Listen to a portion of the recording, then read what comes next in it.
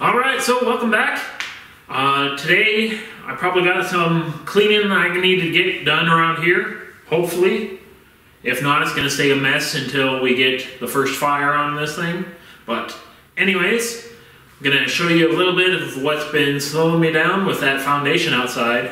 But we're making good progress, so we're doing well. So go ahead and check that out, and we'll come back here and see if there's much time to get anything else done this weekend. So, yeah. See you in a bit.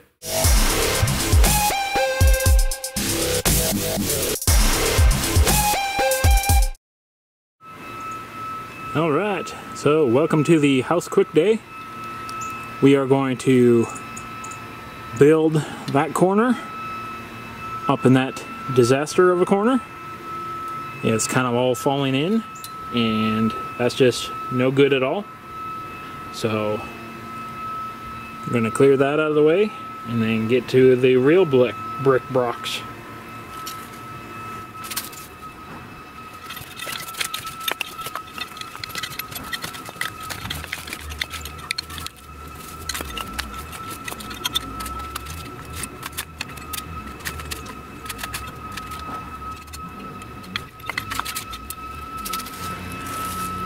Alright, so the only thing holding that corner together was a couple cans of spray foam. So, what fun that is. I'm going to get cleaning this up and start throwing these other bricks in there, because I'm running out of daylight since we're on daylight wasting time now. So, I got a boogie. Alright, well, got this section done. So that's looking pretty nice. Feeling pretty good about that. Put a little spray foam in there to help seal it up, and we'll be pretty much set on this side.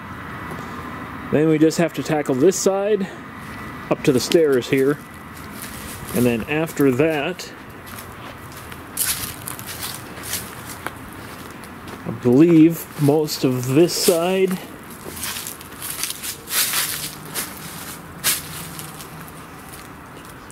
is going to have something done with it, but that will probably wait a while. I think these are relatively more recent messing around with, so I will take care of that a couple years from now maybe. But right this year I need to tackle up down to these stairs, so that's a pretty decent little jump there.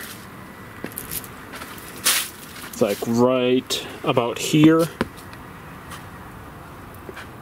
There is another section of wall that goes inward.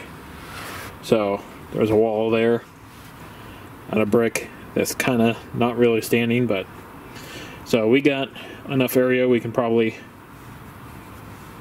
drop down and run it from there. But yeah.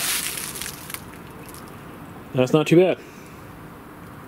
Of course, this is a mess, but gotta keep some of the cold air out of the basement. Otherwise, we get pipes that don't like it. So, let's move on. Alright, so we got the back of the intake all ready to fly. So, that should hopefully work. This will allow us to hook up to one of the oil catch cans for a vacuum, and then on this side, the much smaller one, we can hook a line and get that to our manifold sensor. And then we got another one up here. Kind of wish they were metal, but anyways, this one here for our brake booster, so that way we can tie them all together and get that taken care of. Then we've got up here our other sensors, and probably we'll close off the majority of those there. So yeah, getting there.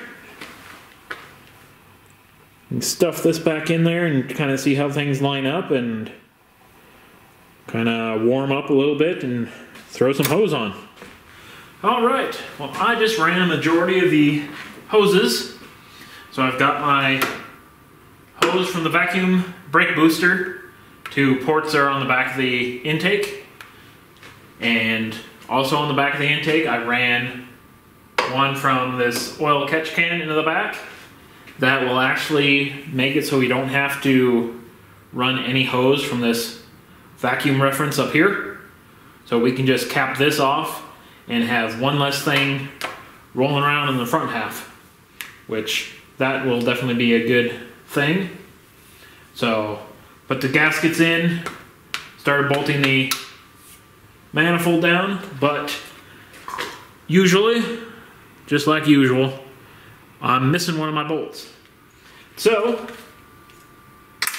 I'm gonna keep that one out, and we're gonna have to go chase down something from a Fastenal or something like that,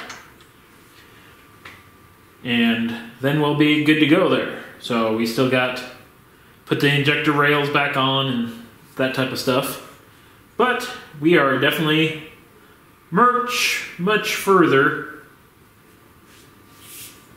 So yeah, figure out what other little things we can knock off our list here.